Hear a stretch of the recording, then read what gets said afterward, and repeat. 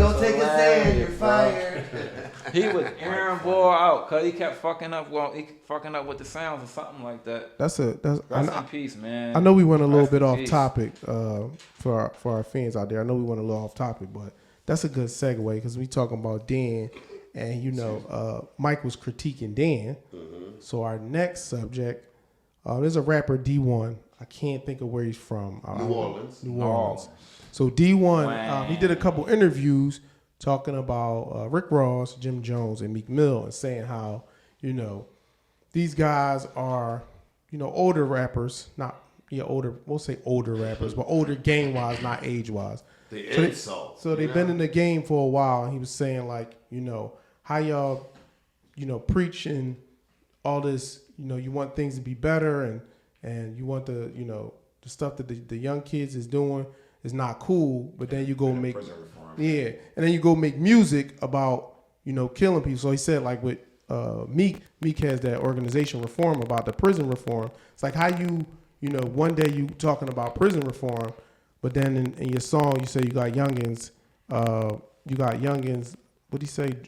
They drumming, riding around drumming like Andre. And so he was saying like what's up with that? This like, nigga spitting.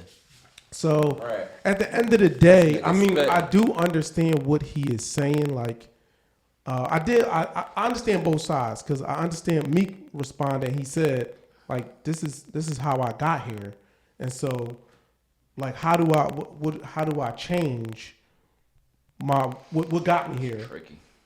But I also understand the one side because it's like, again, if you think about certain artists, of course we can use Jay-Z. It's like as you evolve. And so to me, sometimes I think like some of these artists, they get caught up with their like core fan base. So like Meek know his core fan base is trap. He gotta feel it. So like that's what niggas want to hear. It's supposed to be intriguing, bro. Like at the end of the, it's an art form, right? The thing that people gotta stop doing is D1. Honestly, you did it for clickbait, bro. It doesn't matter what somebody else is doing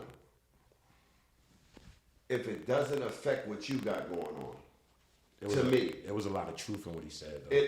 The truth does not matter if it's not affecting what D1 got going on.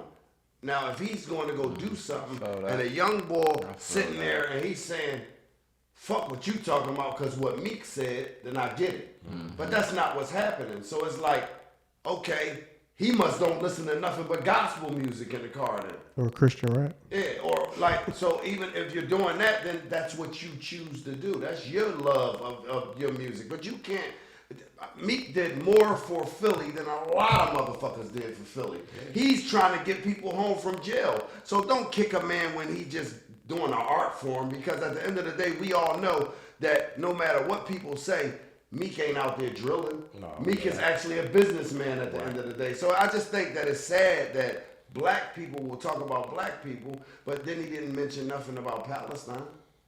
I mean, I do understand where both sides, because I think he's looking at it from a collective standpoint. Like, if we collectively change the music, then the kids will collectively have to consume something else. Right.